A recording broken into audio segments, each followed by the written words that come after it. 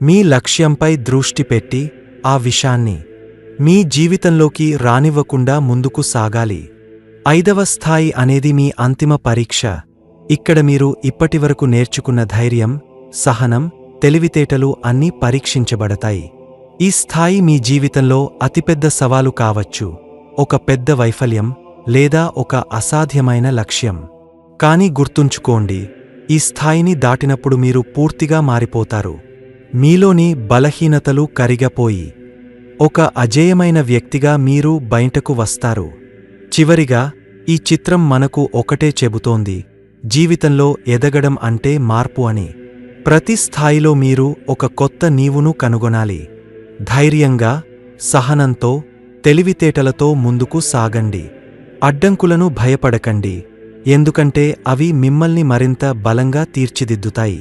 మీ జీవితంలోని ప్రతి స్థాయిని జయించండి,